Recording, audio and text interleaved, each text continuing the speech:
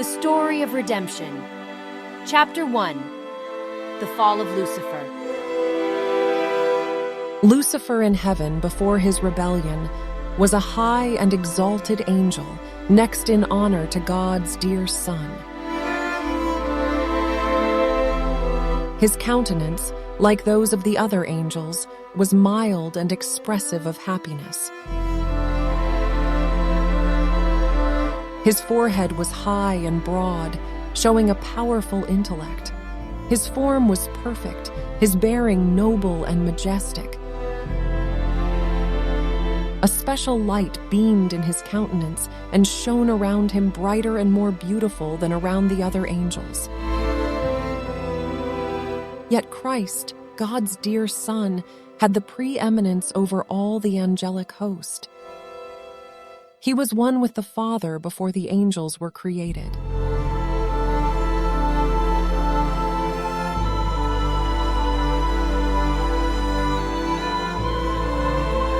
Lucifer was envious of Christ and gradually assumed command which devolved on Christ alone.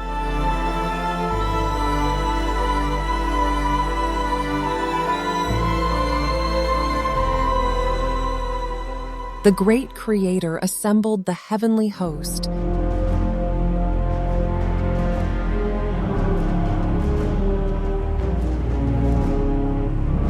that he might, in the presence of all the angels, confer special honor upon his Son. The Son was seated on the throne with the Father, and the heavenly throng of holy angels was gathered around them.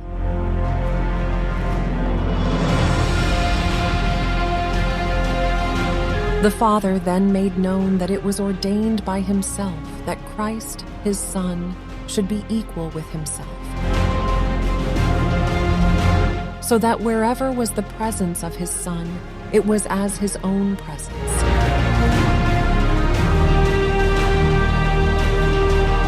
The word of the Son was to be obeyed as readily as the word of the Father.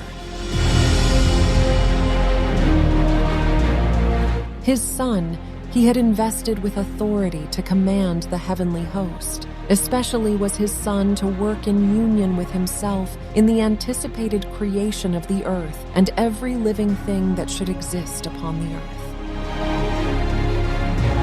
His Son would carry out his will and his purposes, but would do nothing of himself alone. The Father's will would be fulfilled in him. Lucifer was envious and jealous of Jesus Christ. Yet when all the angels bowed to Jesus to acknowledge his supremacy and high authority and rightful rule, he bowed with them. But his heart was filled with envy and hatred.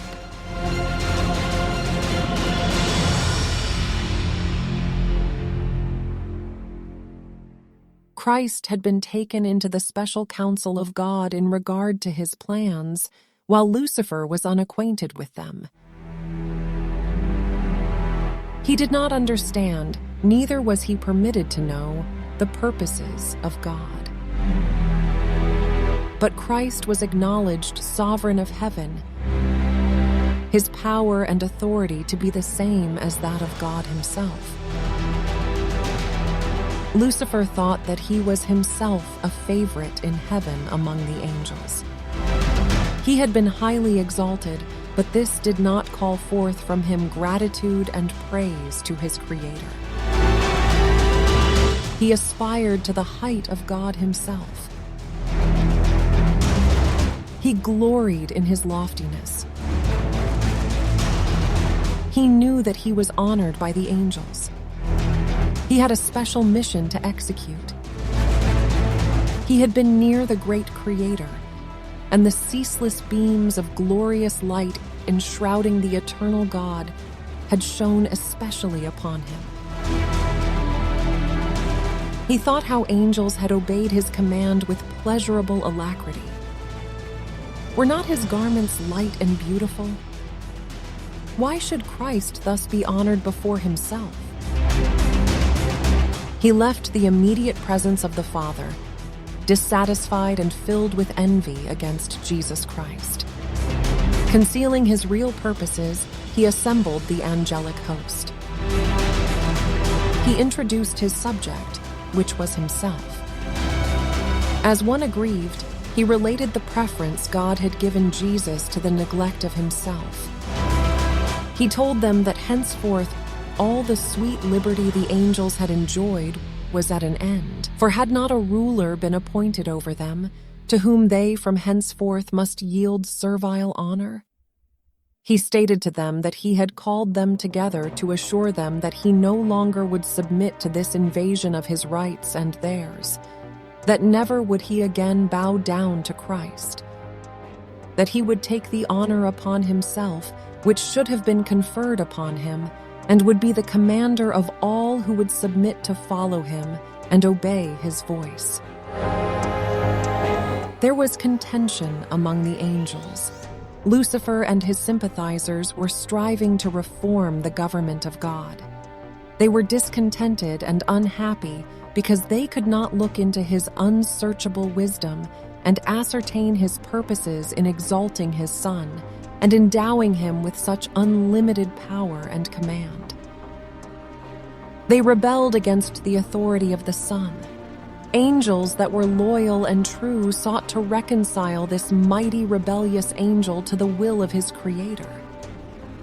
They justified the act of God in conferring honor upon Christ, and with forcible reasoning sought to convince Lucifer that no less honor was his now than before the Father had proclaimed the honor which he had conferred upon his Son. They clearly set forth that Christ was the Son of God, existing with him before the angels were created, and that he had ever stood at the right hand of God, and his mild, loving authority had not heretofore been questioned, and that he had given no commands but what it was joy for the heavenly host to execute. They urged that Christ's receiving special honor from the Father in the presence of the angels did not detract from the honor that Lucifer had heretofore received. The angels wept. They anxiously sought to move him to renounce his wicked design and yield submission to their Creator.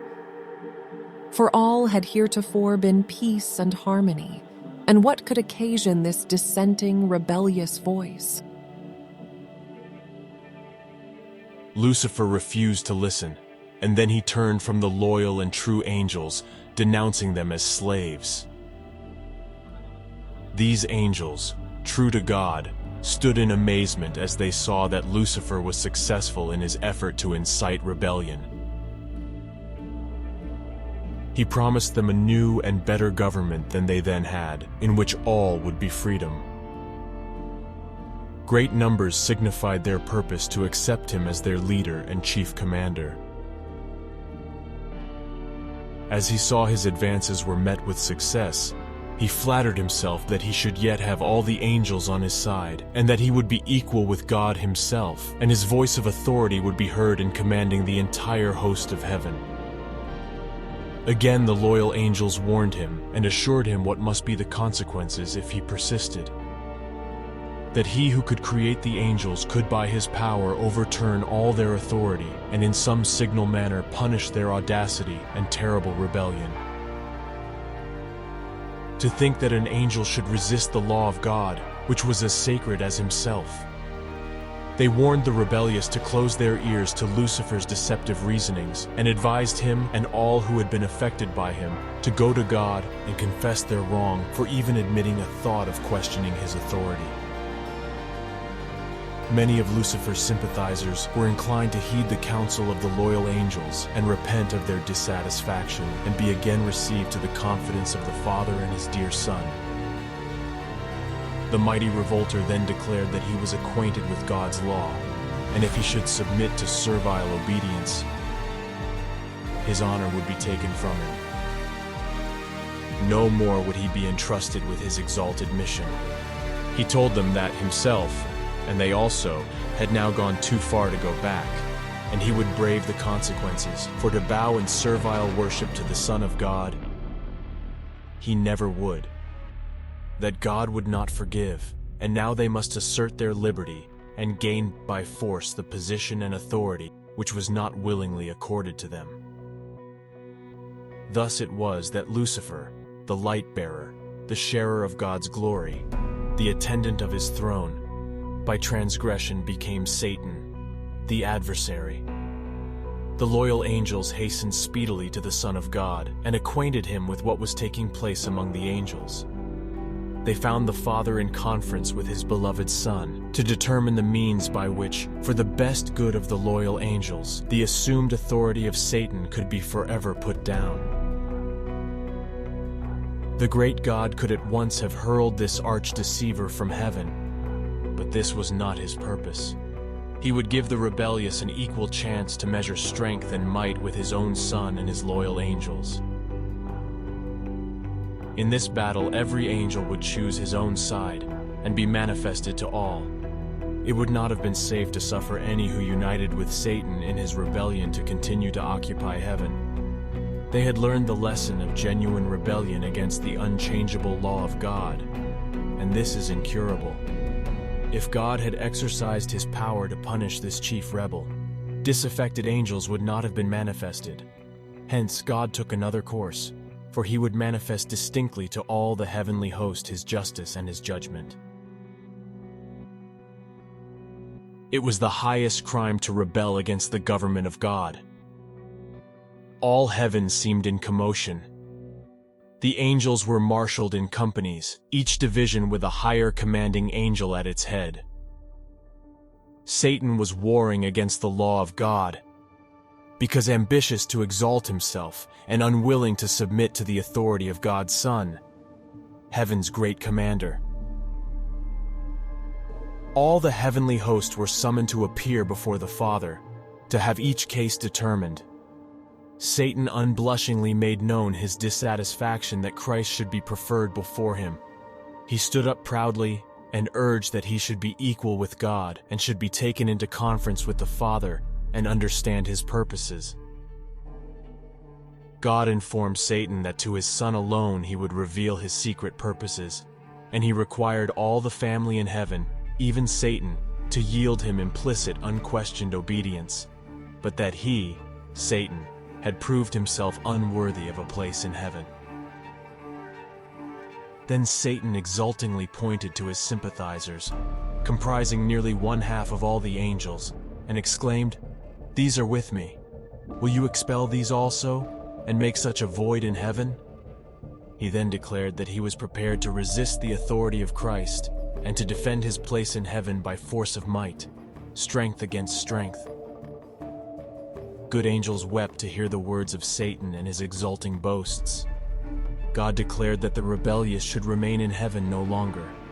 Their high and happy state had been held upon condition of obedience to the law which God had given to govern the high order of intelligences, but no provision had been made to save those who should venture to transgress his law. Satan grew bold in his rebellion and expressed his contempt of the Creator's law. This Satan could not bear. He claimed that angels needed no law, but should be left free to follow their own will, which would ever guide them right. That law was a restriction of their liberty, and that to abolish law was one great object of his standing as he did. The condition of the angels, he thought, needed improvement.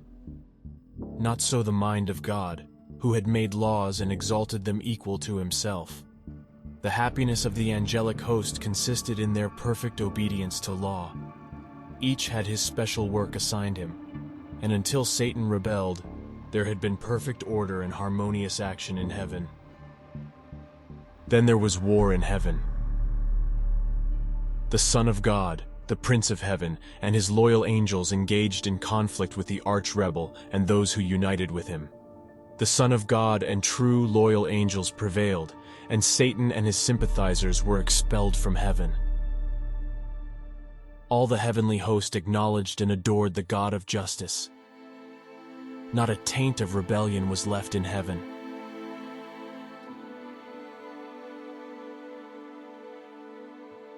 All was again peaceful and harmonious as before. Angels in heaven mourned the fate of those who had been their companions in happiness and bliss. Their loss was felt in heaven. The Father consulted his Son in regard to at once carrying out their purpose to make man to inhabit the earth. He would place man upon probation to test his loyalty before he could be rendered eternally secure. If he endured the test wherewith God saw fit to prove him, he should eventually be equal with the angels. He was to have the favor of God, and he was to converse with angels, and they with him. He did not see fit to place them beyond the power of disobedience.